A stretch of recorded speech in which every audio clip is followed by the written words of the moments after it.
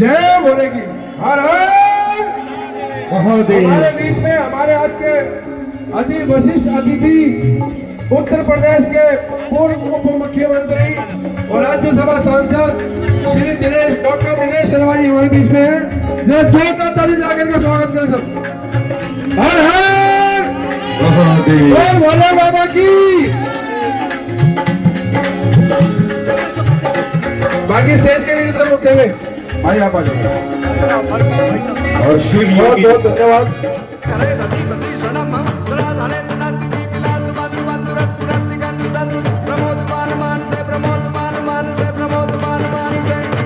भोलेनाथ भोलेनाथ भोलेनाथ भोलेनाथ।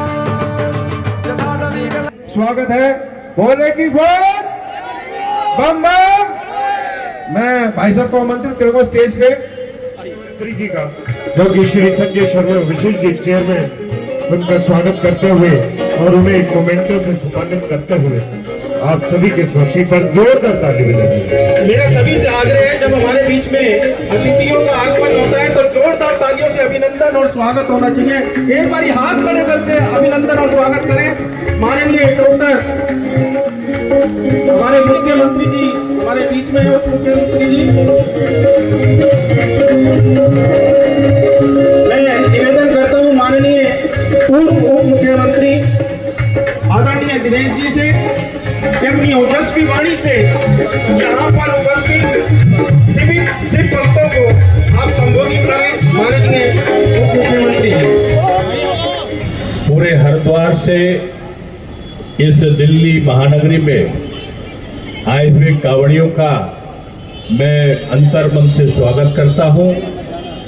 आज आप देख रहे हैं कि पूरे भारतवर्ष में श्रावण का जो माह है उसमें भगवान भोले बाबा की जो सच्चे मन से स्तुति करता है, न केवल उसके परिवार में सुख शांति और समृद्धि रहती है, बल्कि पूरे समाज में, देश में और उसके प्रदेश में भी शांति रहती है। ये एक कठिन तपस्या है। उत्तर प्रदेश में हमारे ये कांवड़ का एक विशेष महत्व रहा है। और जब पश्चिमी उत्तर प्रदेश से कांवड़ के हजारों लोग नंगे पैरों में छाले पड़ जाते हैं और पानी जमीन पर ना आए, रातों दिन जागते हुए जब चलते हैं और जब बम बम भोले का उद्घोष करते हैं और उनका जब बाजा उनके साथ के वाद्य यंत्र बजते हैं तो पूरा वातावरण शंकरमय हो जाता है, भोले बाबा की जयकारों से गूंज जाता है। पहले वहां पर तमाम प्रकार की अराजकताएं होती थी, लेकिन आज योगी बाबा हैं और योगी बाबा ने कहा कि अब यहां कांवड़ियों पर पत्थर नहीं, हेलीकॉप्टर से फूल की वर्षा होगी, पुष्प की वर्षा होगी। और इसीलिए मैं कहता हूं कि भगवान सबकी रक्षा करते हैं। मैं यही कहूंगा कि श्रावण माह में जो भगवान शंकर की, आखिर में मैं एक केवल किस्सा कह के अपनी बात को समाप्त करूंगा कि श्रावण माह में शंकर भगवान के परिवार की पूजन का प्रावधान होता है। कहते ये हैं कि हमको अपने घर में शिव परिवार की तरह रहना होगा। शिव परिवार कौन है? शंकर भगवान, उनकी सवारी नंदी बाबा है। शंकर भगवान के गले में सर्प लिपटा हुआ है। माता पार्वती, माता दुर्गा उनकी अर्धांगिनी है, उनकी सवारी शेर है। और जो गणेश जी हैं उनकी सवारी चूहा है। और जो कार्तिकेय उनके दूसरे पुत्र हैं उनकी सवारी मोर है। एक परिवार, और एक परिवार में सब एक दूसरे के दुश्मन। भगवान शंकर के गले का सांप गणेश जी की सवारी चूहे को खा जाए और भगवान शंकर के सांप को उनके बेटे कार्तिकेय जी की सवारी मयूर खा जाए, मोर खा जाए। और भगवान शंकर के नंदी बाबा का दुश्मन कौन है? वो माता दुर्गा की जो सवारी शेर है वो उस पर आक्रमण कर दे।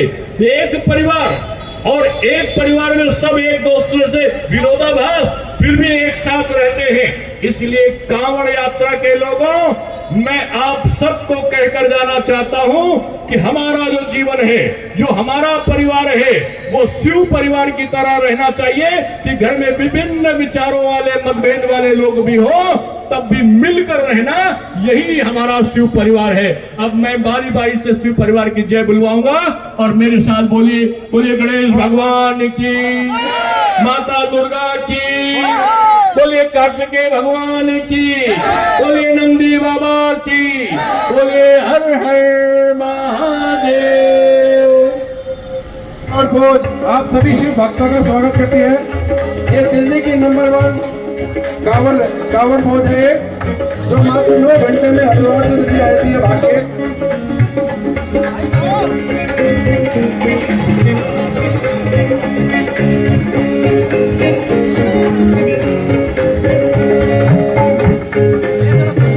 हमारे बीच में चेयरमैन विपिन लांबा जी भी आ गए दिल्ली प्रदेश दिल्ली सरकार में। ओपी सोनी साहब हमारे